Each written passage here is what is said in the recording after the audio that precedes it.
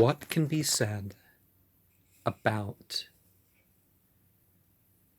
the magical use of clothing, makeup, and jewelry?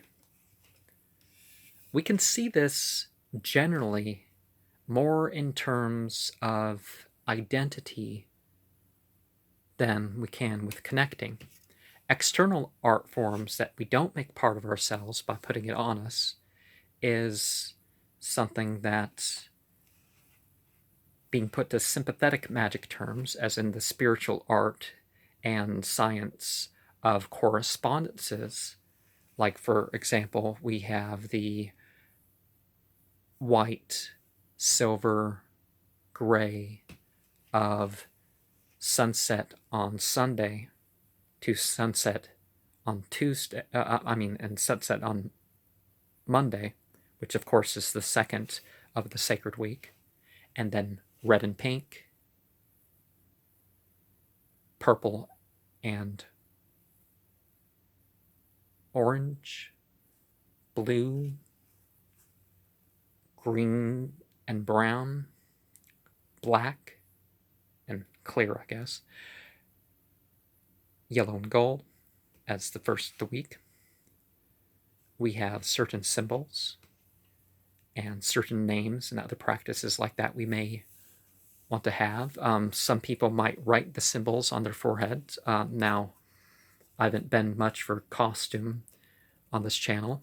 I would say try to have your stuff, according to the rules and the intentions and such of your spiritual system of beliefs. Of course, be open towards truth and other value and stuff like that. But it's something you can shift. Now, the most common use of makeup is, of course, the women trying to look more like they're in that range of puberty to 25 that men physically look for. Now, there's other things that men want too. But that's, of course, the most common use of makeup today. But there's medicinal uses of certain makeups, and that certainly goes way back.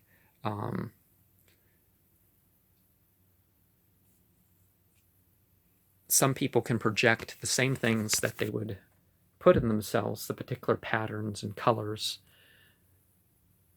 They can put it into their auras, to the very fact that the light, heat, moisture, magnetism, to the point where there's actually a manipulation shown.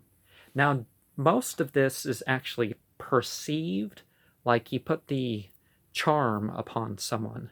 And that's what I mean by this, is that it's a shifting of the consciousness that provokes and evokes certain things. Now, these things aren't so universal, but